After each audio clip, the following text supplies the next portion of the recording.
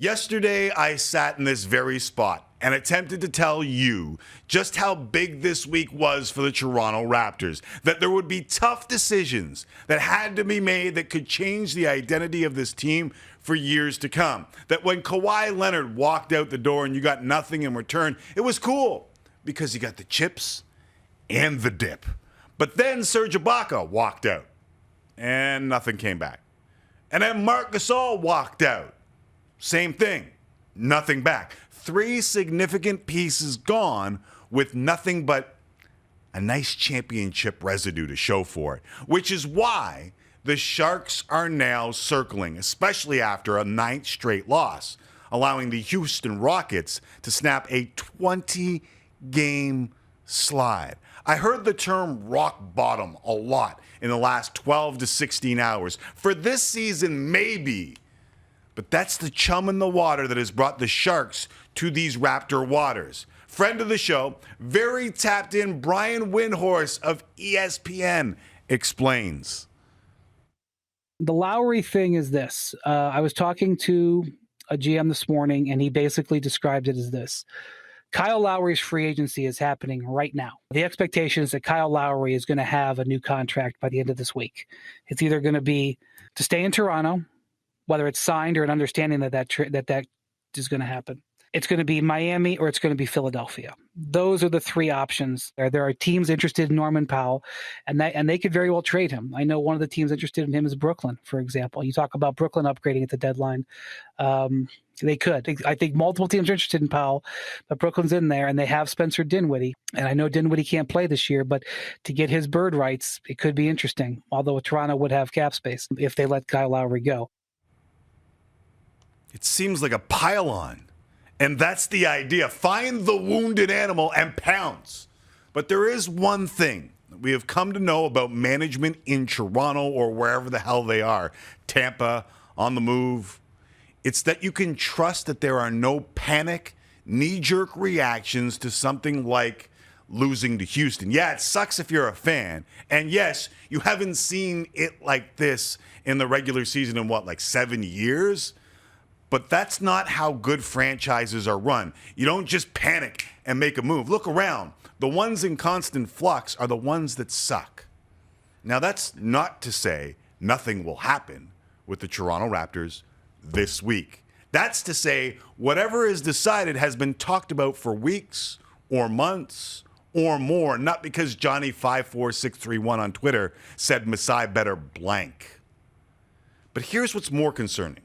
What needs just as much attention is the feeling behind the clips that I played for you yesterday. The sound bites from the leadership of this team, the heart and soul of this team, questioning the spirit of this group.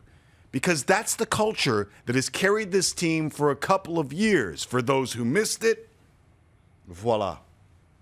It's demoralizing, and you could see. I mean, we lost this game on spirit alone. I'm really pissed right now. Like, we should be where we are. The ship has got holes all over the place. We're trying to patch up. I'm not really happy right now. And we could tell. Add Kyle Lowry calling a timeout on his own, asking Nick Nurse if he can run the huddle himself, imploring the troops after Colin Sexton bodied them. I know he's getting better, but Colin Sexton squared them up. And the response was too little, too late. Or not everyone found the response, at least not in time. It felt like the leadership group was channeling their inner Ray Lewis. Because I'm pissed off for greatness. Because if you ain't pissed off for greatness, that means you okay with being mediocre. Ain't no man in here okay with being just basic. So those who followed close enough started to wonder who was okay with being mediocre, just basic. And if you look close enough, there have been hints. And yes, the usual suspects. Aaron Baines has taken an absolute beating this year, and it's understandable. But Pascal Siakam was suspended for Game 4 of the season against the New York Knicks.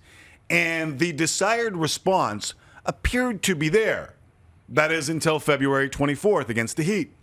Pascal sits for the fourth quarter in a close game. Same thing happened Sunday against the Cavs. an 8th straight loss.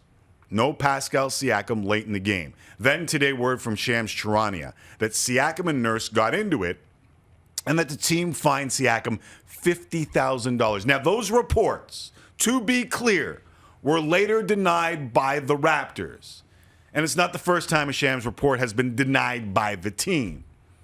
Now, let it be known, I supported Siakam, through his struggles in the bubble, so I'm not trying to stir that up again. We're talking this season. And from what I hear, the Raptors feel the same way.